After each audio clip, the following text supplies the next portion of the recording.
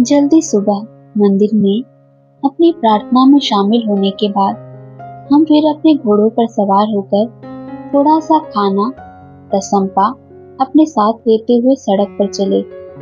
सड़क वास्तव में पहाड़ी में उठी हुई तंग घाटी की तरह सकरी एवं निशान भरी थी।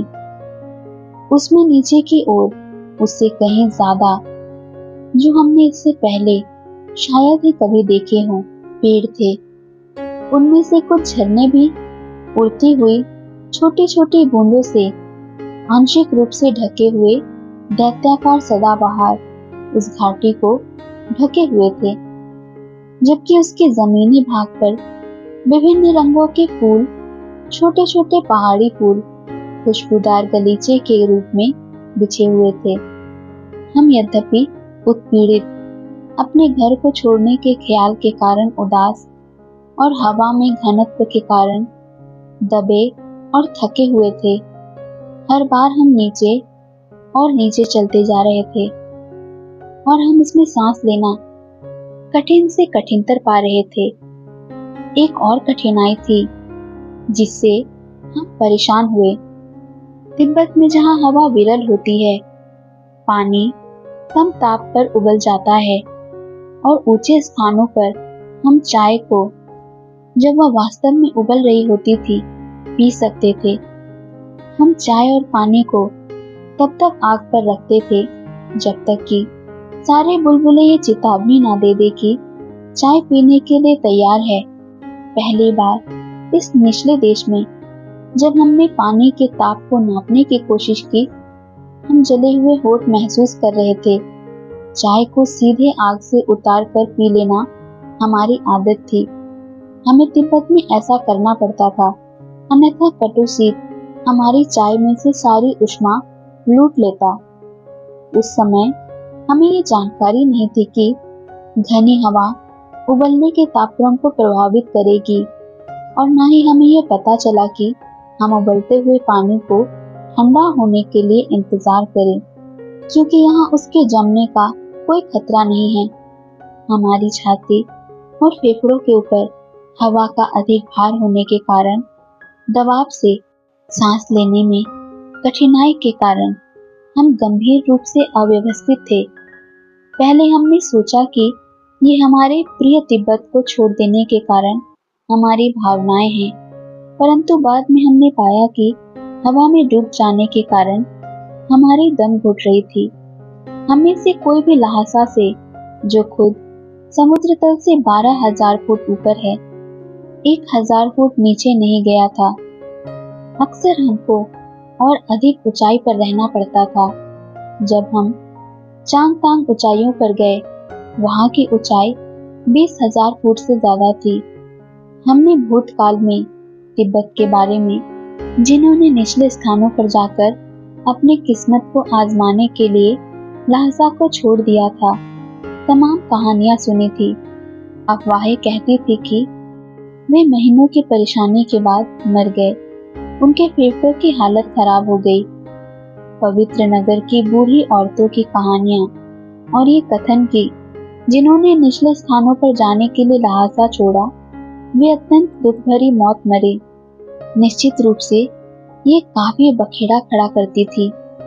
मैं जानता था कि इन सब में कोई सत्यता नहीं है, क्योंकि मेरे माता पिता संघाई में रह चुके थे और जहां उनकी काफी संपत्ति थी, वे वहां रहे और सुरक्षित वापस आए।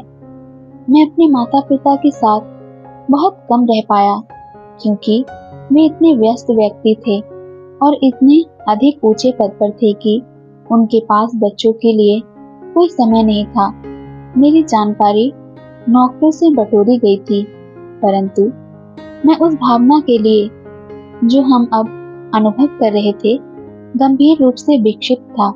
एक समय दूसरे लोगों ने मुझे पीछे लौटने के लिए कहते हुए कि यदि हम अपनी उतावली और जोखिम भरी यात्रा में चलते रहे तो हम सब मारे जाएंगे, वापस लहासा आने के लिए दबाव देना शुरू किया। परंतु मैं अपने भविष्य कथन के प्रति पूरा निष्ठावान था कि ऐसा कुछ नहीं होगा। इसलिए हम यात्रा करते रहे जैसे जैसे तापक्रम गर्म हुआ, हमें चक्कर आने लगे। हम लगभग नशे में धुत हो गए और हमें अपनी आंखों में तकलीफ होने लगी। हम सामान्य अवस्था में जितना देख सकते थे उतना नहीं देख पा रहे थे। हमने कई दिनों तक नीचे और नीचे घने पेड़ों से भरे जंगल में होकर, जैसा कि कोई स्वप्न में भी नहीं सोच सकता होगा, लगातार यात्रा की। तिब्बत में जंगल अधिक नहीं है और कुछ समय के लिए हम स्वयं को घोड़ों से उतारने से और अन्य प्रकार के पेड़ों को देखने, उनको छूने और उनको सूंघने से स्वयं को रोक नहीं सके। हमारे लिए ये सभी इतने अजनबी और इतनी बहुतायत में थे। हम सवार हुए, चलते गए और जो कुछ हमने देखा उस पर आश्चर्यचकित होते गए और अपने घर की और यहाँ के बीच अंतर को देखकर आश्चर्यचकित हुए। मैं कह नहीं सकता कि हमें कितना समय लगा, कितने दिन अथवा कितने घंटे, क्योंकि ये सारी चीजें हमें बिल्कुल भी लुभा नहीं सकी। हमारे पास काफी समय था, हमें कोई जल्दी नहीं थी, सभ्यता की कोई हड़बड़ाहट नहीं थी अथवा ऐसी कोई चीज नहीं थी जिसकी चिंता की जाए। हम रोजाना 8 या 10 घंटे सवारी करते थे और रात को अपने सुविधाजनक लामा मठों में रुकते थे। ये हमारे प्रकार के लामा मठ बिल्कुल नहीं थे, परंतु कोई बात नहीं, हमारा सदैव स्वागत किया गया। हमसे पूर्व के सच्चे बौद्धों से यहाँ कोई प्रतिद्वंदिता, कोई मतभेद अथवा द्वेष नहीं है और किसी भी यात्रा का यहाँ सदैव स्वागत किया जाता है। जब तक हम यहाँ थे तो जैसी हमारी परंपरा थी उसके अनुसार हमने सभी प्रार्थना सभाओं में भाग लिया। हमने भिक्षुओं के साथ, जो हमारा स्वागत करने के लिए पूरी तरह तत्पर थे, संवाद करने का कोई अवसर नहीं गंवाया। उन्होंने हमारी चीन की बदलती हुई परिस्थितियों के बारे में विभिन्न आश्चर्यजनक कहानियां सुनाई। बताया कि पुराना शांति का माहौल किस प्रकार बदल रहा था। रूसी लोग अपने राजनैतिक आदर्श के साथ, जो हमारे अनुसार पूरी तरह से गलत दिखता था, कैसे हम चीनी लोगों को समझाने और शिक्षा देने अर्थात बरगलाने का प्रयत्न कर रहे थे। हमें ऐसा लगता था कि जो रूसी लोग हमको सिखा रहे हैं वह है, जो तुम्हारा है सो मेरा है और जो मेरा है सो तो मेरा है ही। जापानी ठीक इसी तरह से हमको बताया गया कि चीन के विभिन्न भागों में कष्ट पैदा कर रहे थे। ये वास्तव में जनसंख्या के बाहुल्य का प्रश्न प्रतीत होता था। जापानी बहुतायत में बच्चे और कम से कम मात्रा में खाना पैदा कर रहे थे, इसलिए वे शांति प्रिय लोगों को अतिक्रमित करने की कोशिश कर रहे थे, उनसे कुछ चुराने की कोशिश कर रहे थे, मानो कि केवल जापानी ही इस मैदान में है। और स्वेजवान में सीमा पार की।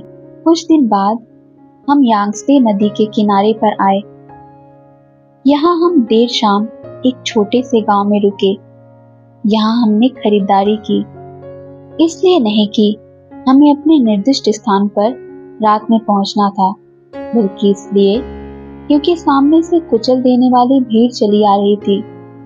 वहाँ एक लंबा सफेद आदमी था जो बैलगाड़ी पर खड़ा हुआ, हाथ फेंक फेंक कर इशारा करते हुए, किसानों को भाषण देते हुए, प्रोत्साहित करते हुए, ताकि वे खड़े हों और भूस्वामियों को मार डाले। साम्यवाद के चमत्कारों को, आश्चर्य को बता रहा था। वह कुछ कागजों को और कुछ चित्रों को हवा में हिला रहा था। वह एक तीखे नाक नक्श वाले दाढ़ी वाले आदमी को दुनिया का तारक, उद्धारक कहता था, परंतु हम न तो लेनिन के इस चित्र से और न ही उस मनुष्य की बात से प्रभावित हुए।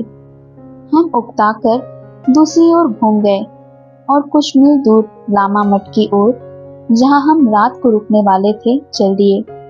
चीन के विभिन्न भागों में विभिन्न प्रकार के लामा मठों के साथ साथ बौद्ध मठ, विहार और मंदिर भी थे। चूंकि कुछ लोग, विशेषकर शिकांग, शेजवान अथवा संघाई में तिब्बती बौद्ध मत को प्राथमिकता देते थे, इसलिए हमारे लामा मठ, जो हमारी सहायता की आवश्यकता महसूस करते थे, उनको सिखाने के लिए वहां विद्यमान थे। हमने कभी धर्मांतरण नहीं कराना चाहा। हमने कभी जनता को अपने धर्म में आने के लिए नहीं कहा, क्योंकि हमारा विश्वास था कि मनुष्य अपना चुनाव करने के लिए स्वतंत्र है। हमें उन मशीनरियों से कोई प्रेम नहीं है जो शेखी बघाड़ती हुई कहती है कि किसी को बचाने के लिए अमुक धर्म को अपनाना चाहिए। हम जानते थे कि यदि कोई व्यक्ति लामा बौद्ध होना चाहता है तो हमारे द्वारा पीछा न किए जाने के बावजूद भी वह ऐसा करेगा। हम जानते थे कि तिब्बत में उन मशीनरियों के ऊपर जो चीन में आती थी, हम किस प्रकार हंसते थे।